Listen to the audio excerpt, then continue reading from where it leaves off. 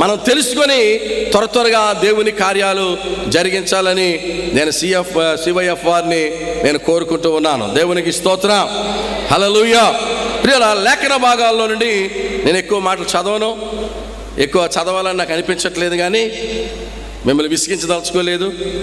ఇప్పుడు వదిలేసినా వెళ్ళిపోవడానికి అవకాశము లేదు. దేవుడు గొప్ప ఏర్పాటు చేశాడు. దేవునికి స్తోత్రం కలుగునగా. మీరు చచ్చినట్టు వినవలసిందే. హల్లెలూయా. అంటే God is cooperating with me. Praise the Lord. మీ చేత ఎలాగైనా సరే దేవుని మాటలు వినిపింప చేయాలని, మీరు బయటికి వెళ్ళడానికి వీలు లేకుండా దేవుడు వర్షాన్ని కుమ్మరింపజేస్తూ ఉన్నాడు. పిల్లల సేవా జీవితంలో దేవుడు మోషే అహరోనును పిలిచి, నా ప్రజలైన ఇశ్రాయేలీయులను ఐగుప్తులో నుండి విమోచించుకు రమ్మని మోషేకు చెప్పాడు.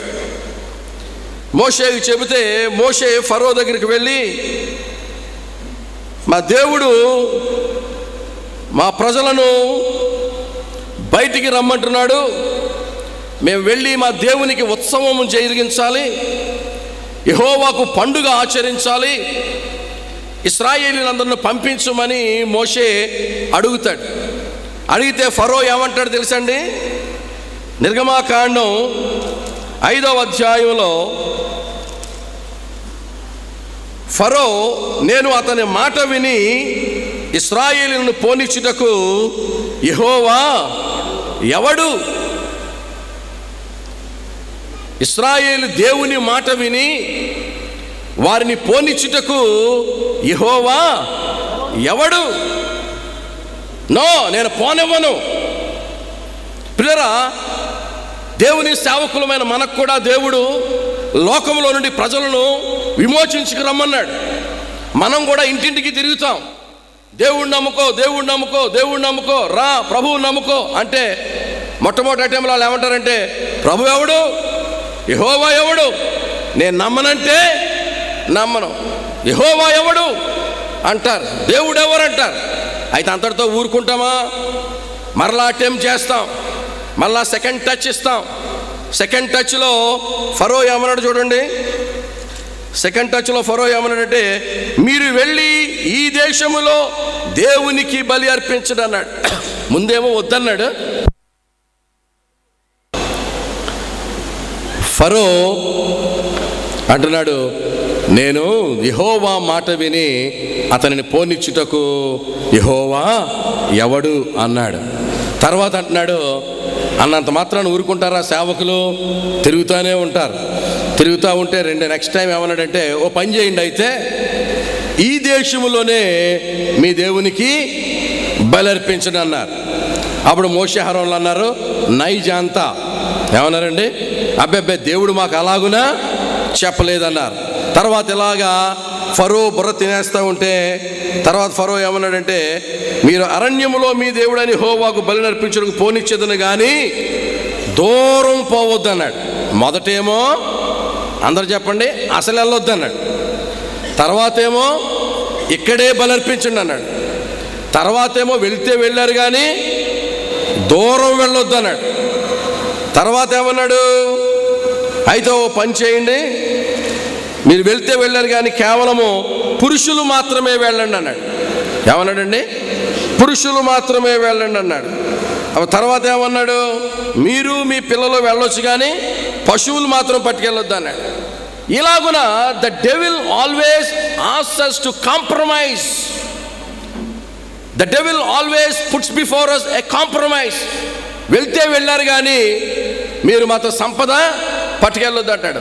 చర్చికి వెళ్తే వెళ్ళే అంటాడు కానీ ఆయన పర్సు మాత్రం అట్టుకెళ్ళొద్దు, గొలుసు అట్టుకెళ్ళొద్దు, డబ్బులు అట్టుకెళ్ళొద్దు. ఏమో పాస్టర్ గారి ప్రసంగం విని నీకు ఊపొచ్చేసి ఆ గొలుసు వేసేసామనుకో మనం పోతాం. ఏమో ఉద్యోగ ప్రసంగాలు చెప్తారు అక్కడ, ఆ ప్రసంగానికి నువ్వు వయసు అయిపోయి ఏ నక్కలేసావు వేసేసావంటే ఉన్నది కాస్త పోతుంది. వెళ్తే వెళ్ళావు కానీ ఏం పట్టుకెళ్ళొద్దు, ఉట్టి చేతులతో ఊపుకుంటా సాతాను గడు అంటా ఉంటాడు. ప్రియరా, ఊరుకున్నారా? ఊరుకోలేదు. అప్పుడు మోషే అంటాడు, మేము వెళ్ళడమే కాదు మా మందలన్నీ కూడా రావాలి, ఒక డెక్క కూడా మిగలడానికి వీలు లేదు. అయితే మేము వెళ్ళడమే కాదు, ఈ ఒక్క మాట మీకు చదివి నేను ముగించేస్తాను. దేవునికి స్తోత్రం. మేము దేనితో యెహోవాను సేవింపవలెనో అక్కడికి చేరక మునుపు మాకు తెలియదనెను. దేనితో యెహోవాను సేవింపవలెనో మేము అక్కడికి వెళ్ళే వరకు తెలియదు. మేము మా మొత్తం తీసుకుని వెళ్ళాలి. మా బిడ్డలతో, మా భార్యలతో, మా సంపదతో, మా ఆస్తిపాస్తులతో మేము దేవుని దగ్గరికి వెళ్ళాలి. దేనిని అర్పించి దేవుడు మమ్మల్ని సేవించమంటాడో మాకు అక్కడికి వెళ్ళే వరకు తెలియదు. మేమైతే చాలా సిద్ధంగా ఉన్నాం. We are ready to sacrifice anything whatever the lord demands of us. మా దగ్గర నుంచి దేవుడు ఏమి కోరుకుంటే అది అర్పించి దేవుణ్ణి సేవించడానికి సిద్ధంగా ఉన్నాం. దేవునికి స్తోత్రం కలుగును గాక. హల్లెలూయా. What a word. పిల్లరా, దేవుని చేత వాడబడాలనుకున్న వాళ్ళు ఎవరైనా సరే, దేవుని కార్యాలు చూడాలనుకున్న వారు ఎవరైనా సరే, సమర్పణ లేకుండా, త్యాగం లేకుండా మనం దేవుని చేత వాడబడలేం. ఏది అర్పించి సేవించమంటాడో అది అర్పించి సేవించడానికి మేము సిద్ధంగా ఉన్నాం. దేవునికి స్తోత్రం. CYF క్రిస్టియన్ యూత్ ఫెలోషిప్ వారు దేవుడు ఏది అర్పించి దేవుణ్ణి సేవించమంటే అది అర్పించి సేవించడానికి సిద్ధంగా ఉన్నారు కాబట్టి, సిద్ధపడిన వారు కాబట్టి వారు ఇంతవరకు వాడబడ్డారు. దేవునికి స్తోత్రం. నీ యవ్వనేచ్ఛలను సాక్రిఫైస్ చేసి నన్ను సేవించు. నీ ఉద్యోగాన్ని విడిచిపెట్టి నన్ను సేవించు. నీ ఆస్తిని విడిచిపెట్టి నన్ను సేవించు. అగ్నిగుండంలోనికి దూకి నన్ను సేవించు. సింహపు బోన్లోనికి దూకి నన్ను సేవించు.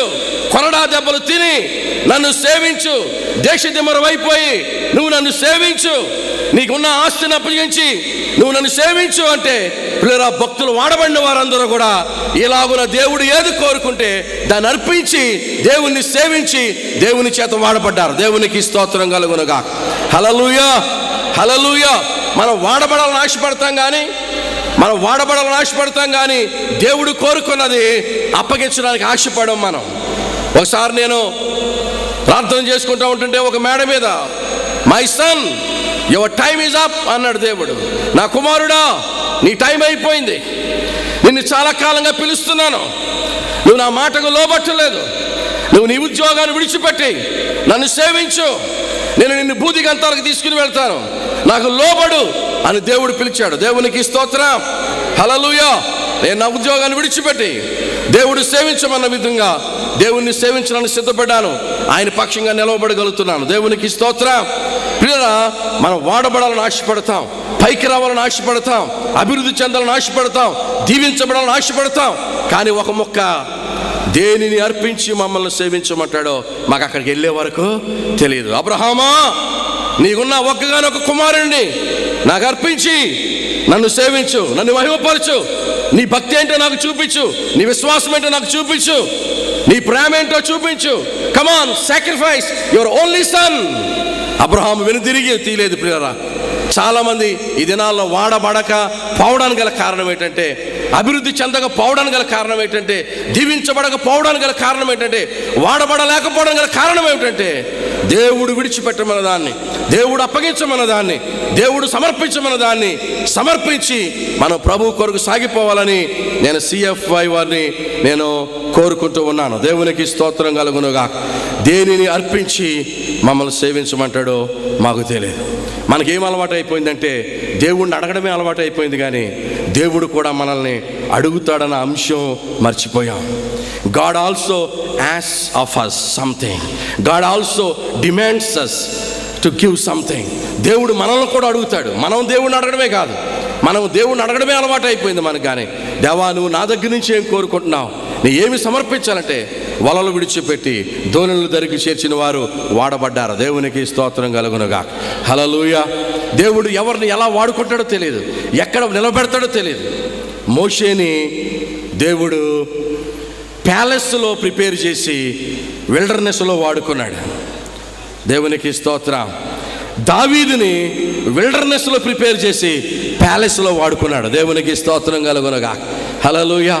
పిల్లరా, ఈ మోషే జీవితంలో, ప్రతి సేవా జీవితంలో 120 సంవత్సరాల్లో ఈ మొక్క చెప్పి నేను ముగించేస్తాను. ఈ 120 సంవత్సరాల బ్రతుకులో there are 3 40s in the life of Moses. మోషే సేవా జీవితంలో 3 40లు. మొదటి 40 ఐ యామ్ సంథింగ్.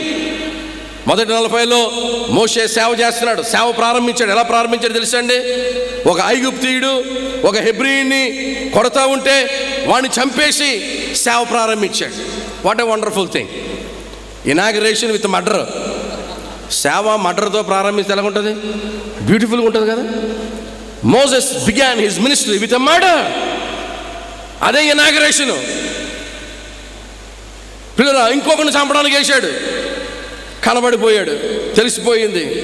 అప్పుడు దేవుడు చెప్పాడు. మోషే అనుకుంటున్నాడు, మోషేకున్న ఇన్ఫ్లుయెన్స్, మోషేకున్నటువంటి బలము, మోషేకున్నటువంటి ప్రావీణ్యత, మోషేకున్నటువంటి ధనము, ఇక మోషేకున్నటువంటి టాలెంట్స్తో సేవ చేద్దాం అనుకున్నాడు.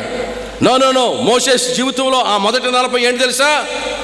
First 40 is I am something. ఏంటండి? ఐ యామ్, చెప్పండి అందరూ. I am something. నేనంటే ఏంటి? నేను చేయగలను. నా శక్తి, నా బలము, నా తలాంతులు, నా పరువు, నా మర్యాద, నాకున్న ఇన్ఫ్లుయెన్స్, నాకున్నటువంటి శక్తి సామర్థ్యాలు అని సేవ ప్రారంభిస్తే మనం సేవ చేయలేం.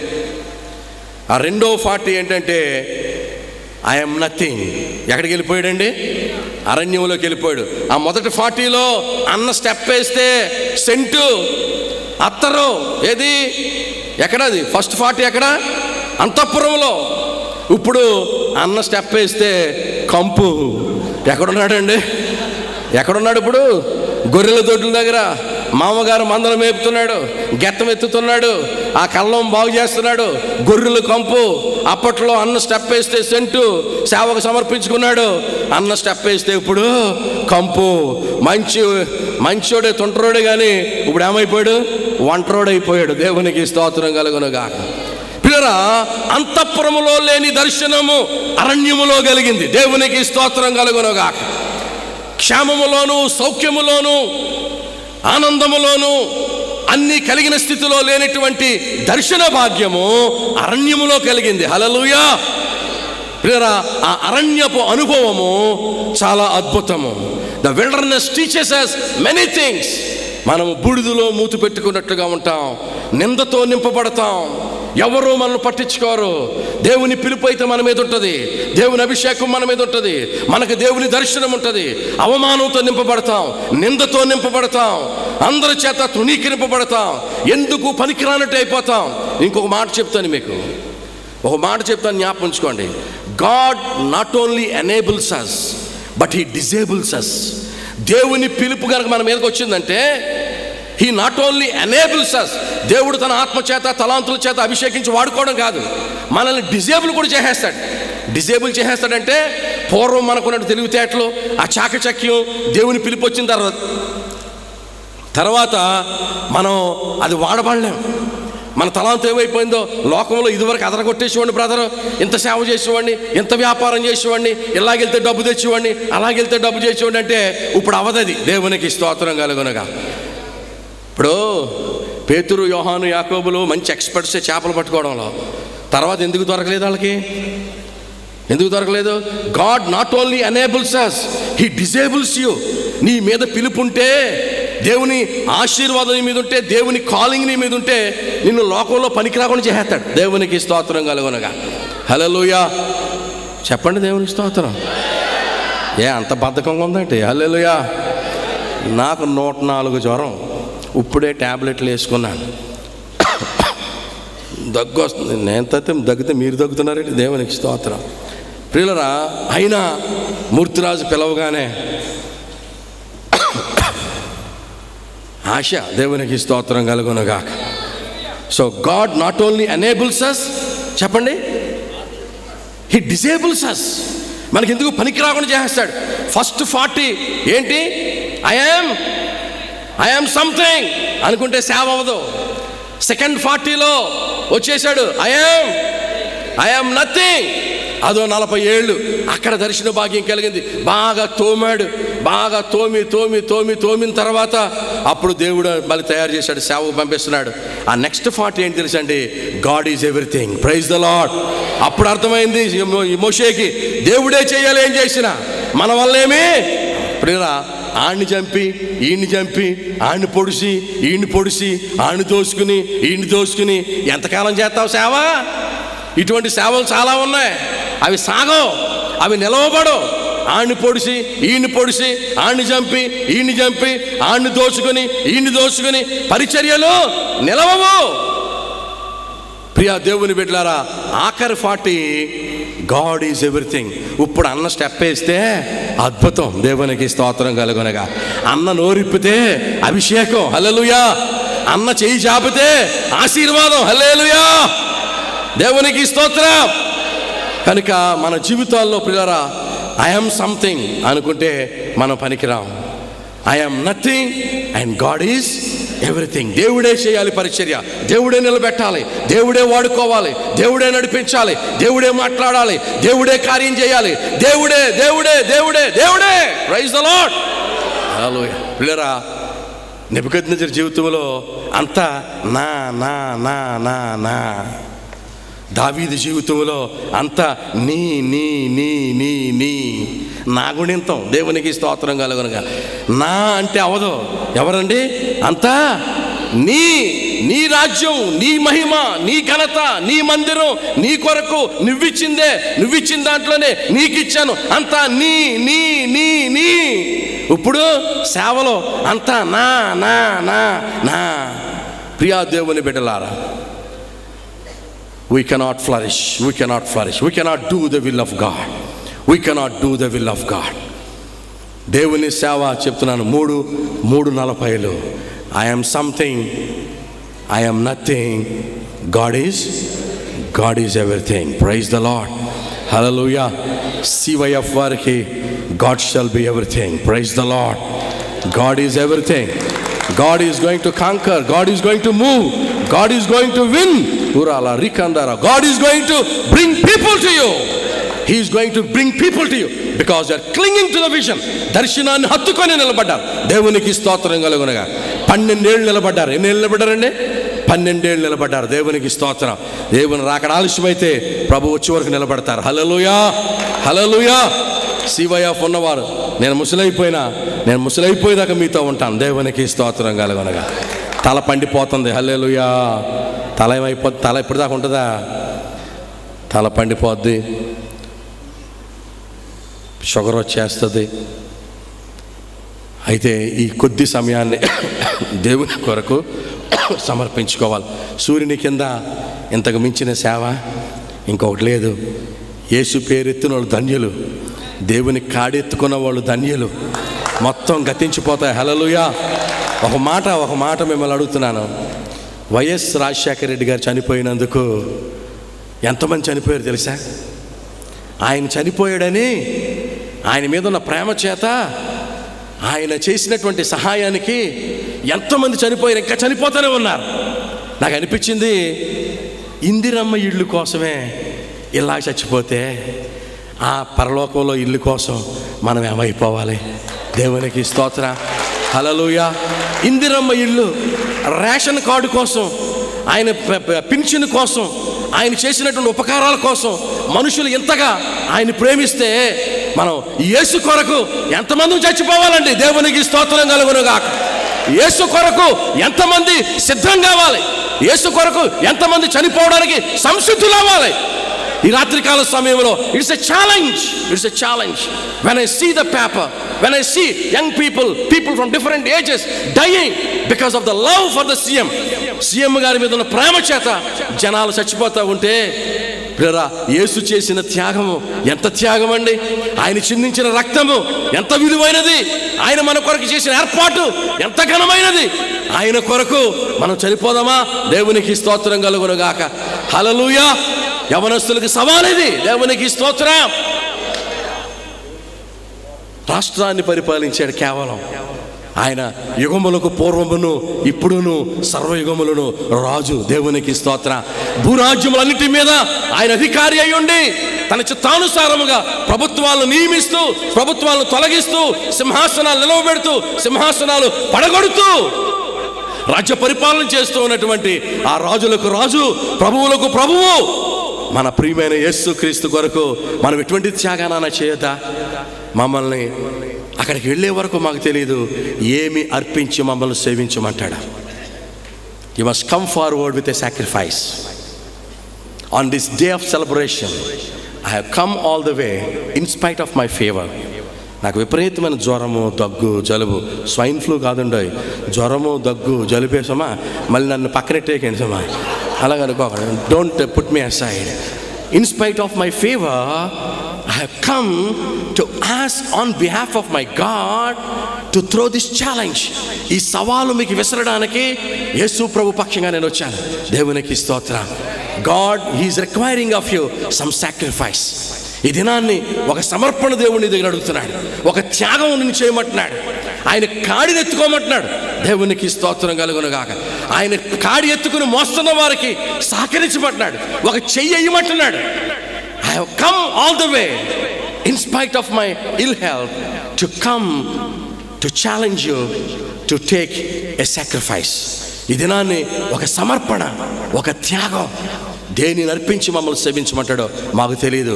మేము మాత్రం రెడీగా ఉన్నాం. ఏది అర్పించి సేవించమంటే నువ్వు అడగాలే కానీ ప్రభువా, వీఆర్ రెడీ. ప్రియ దేవుని బిడ్డలారా, నశించిపోతున్నటువంటి ఆత్మలు ఎన్నో ఉన్నాయి. చాలామంది యవనస్తులు ఉన్నారు. చాలా సేవ ఉంది, చాలా పరిచర్య ఉంది. దేవునికి సేవకులు కావాలి.